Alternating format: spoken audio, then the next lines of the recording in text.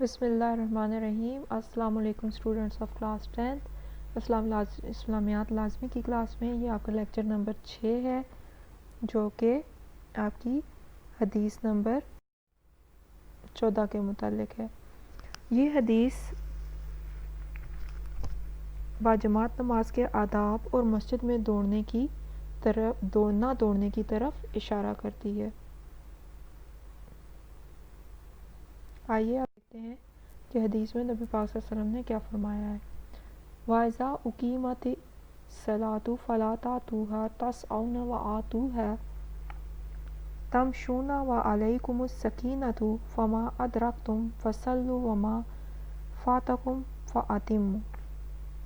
اذا جب اقیمت کھڑی ہو جائے صلاۃ نماز فلا پس نہ تاتوہا تم آؤ تسعون تم دوڑتے ہوئے وآتوہا اور آؤ تمشون چلتے ہوئے وعلیکم اور تم پر سکینۃ اطمینان ہو فما پس جو ادرکتم تم پالو فصلو پس ادا کرو وما اور جو فاتکم تم سے رہ جائے فاتمو پس بعد میں پورا کرو۔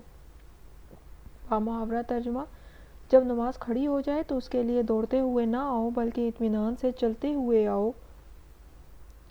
جو نماز تم پالو اسے ادا کر لو اور جو نماز تم سے رہ جائے اس کو پورا کر لو۔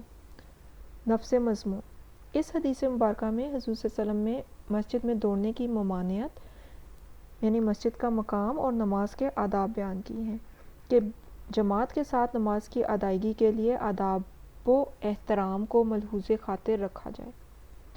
تشریح: اسلام کا دوسرا اہم رکن نماز ہے۔ اس کے لیے صلاۃ کا لفظ ہوتا ہے جس کے معنی رخ کرنا، متوجہ ہونا، دعا کرنا اور قریب ہونا کے ہیں۔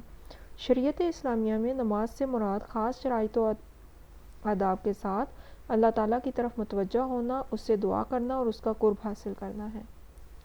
فرضیت نماز: نماز نبوت کے 9ویں سال شب معراج کے موقع پر فرض کی گئی جو ہر مسلمان مرد و عورت، جوان، بوڑھے اور بچے پر فرض ہے۔ باجماعت نماز کے آداب: یہ حدیث مبارکہ مسلمان مردوں کو باجماعت نماز کی ادائیگی اور اس کے آداب سکھاتی ہے کہ باجماعت نماز کی ادائیگی کے لیے ضروری ہے کہ وقت پر مسجد پہنچے اور تکبیر اولیٰ میں شامل ہوں۔ تاخیر ہو جانے کی صورت میں جو نماز جماعت کے ساتھ نصیب ہو اس کو پورا کیا جائے اور جو رہ جائے اس کو بعد میں پورا کیا جائے۔ مسجد کی اہمیت ازروئے قرآن: مسجد اللہ کا گھر ہے اور گھر کی عزت و احترام کرنے والے کے مطابق ہوتی ہے، گھر والے کے مطابق ہوتی ہے۔ حدیث میں ہے جو اللہ کے گھر کو آباد کرتا ہے اللہ اس کے گھر کو آباد کرتا ہے۔ گویا مسجد کے احترام کا یہ تقاضا ہے کہ جب مسجد میں داخل ہوں تو دوڑتے ہوئے نہ آئیں بلکہ آرام و وقار سے چلتے ہوئے آئیں، کیونکہ مساجد اللہ کا گھر ہیں اور ان کا ادب لازم ہے۔ قرآن پاک میں ہے فی بیوت اذن اللہ ان ترفع ویذکر فیہا اسمہ۔ اللہ کا نور ایسے گھروں میں ہے جن کی بابت اللہ نے حکم دیا ہے کہ ان کا ادب و احترام کیا جائے اور ان میں اللہ کا نام لیا جائے۔ ایک اور جگہ ارشاد فرمایا بے شک مساجد اللہ تعالیٰ کے لیے ہیں بس خدا کے ساتھ کسی اور کو نہ پکارو۔ ایک اور جگہ اللہ تعالیٰ فرماتے ہیں بے شک دنیا میں جو پہلا گھر تعمیر کیا گیا لوگوں کے لیے وہی ہے جو مکہ میں ہے، وہ مبارک ہے اور تمام جہانوں کے لیے ہدایت ہے۔ مسجد کی اہمیت ازروئے حدیث: حضور صلی اللہ علیہ وسلم نے فرمایا جو شخص صبح اور شام مسجد کی طرف چل کر جائے اللہ تعالیٰ اس کے لیے جنت میں ٹھکانہ بنا دے گا۔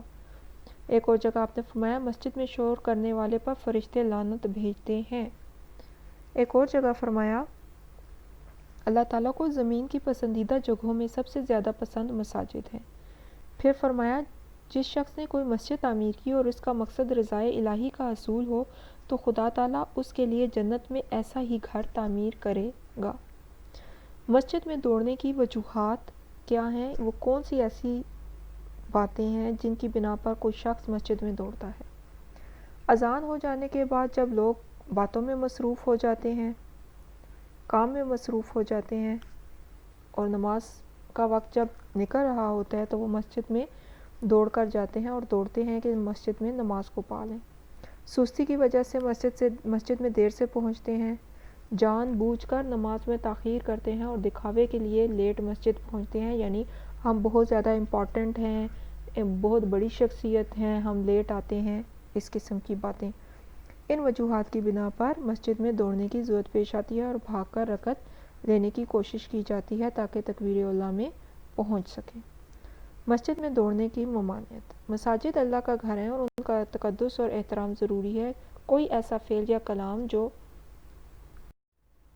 مسجد کی حرمت کو پامال کرے اس سے منع ہے۔ قرآن پاک میں ہے، اللہ تعالیٰ نے حکم دیا ہے کہ ان کا ادب کیا جائے اور ان میں اللہ کا نام لیا جائے۔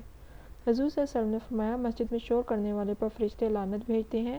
ایک اور جگہ آپ نے فرمایا، جو شخص جمعہ کے دن لوگوں کی گردنیں پھلانگ کر گیا اس نے جہنم کی طرف پل بنایا۔ بقول شاعر، مسجد مرثیہ خواہ ہیں کہ نمازی نہ رہے، یعنی وہ صاحب اوصاف حجازی نہ رہے۔ مسجد میں دوڑنے کے نقصانات۔ مسجد میں دوڑنے کے درج ذیل نقصانات ہیں۔ مسجد کا تقدس پامال ہوتا ہے جس سے اللہ تعالیٰ کی ناراضگی ملتی ہے۔ مسجد میں دوڑنے والے پر فرشتے لعنت بھیجتے ہیں۔ گرنے اور چوٹ لگنے کا احتمال ہوتا ہے۔ دوڑنے سے آواز پیدا ہوتی ہے جو دوسرے نمازیوں کی خشوع و خضوع میں خلل پیدا کرتی ہے۔ دوڑنے سے فخر و غرور کا اظہار ہوتا ہے۔ آئیے اب حاصل بحث دیکھتے ہیں اس کی۔ درج بالا بحث سے یہ بات واضح ہو جاتی ہے کہ نماز کی ادائیگی ایک فرض ہے اور اگر اذان ہوتے ہی مسجد کی طرف چل دیں تو دوڑنے کی ضرورت پیش نہیں آتی اور نہ ہی مسجد کا تقدس پامال ہوتا ہے۔ مسجد کو ایک مرکز کی حیثیت حاصل ہے۔ یہ تعلیم و تربیت کی جگہ ہے جو بھائی چارے کا درس دیتی ہے۔ بقول اقبال، بندہ و صاحب و محتاج و غنی ایک ہوئے، بندہ و صاحب محتاج و غنی ایک ہوئے، تیری سرکار میں پہنچے تو سبھی ایک ہوئے۔ اس کے ساتھ ہی کلاس ہمارا آج کا یہ لیکچر یہاں پر ختم ہوتا ہے۔ مجھے امید ہے کہ آپ کو بہت اچھے طریقے سے چیز سمجھ آ گئی ہوگی۔ اب آپ نے اس کا لفظی و بامحاورہ ترجمہ بھی یاد کرنا ہے اور حدیث کی تشریح کو اچھی طرح یاد کرنا ہے اور اپنی کاپیز پہ لکھنا ہے۔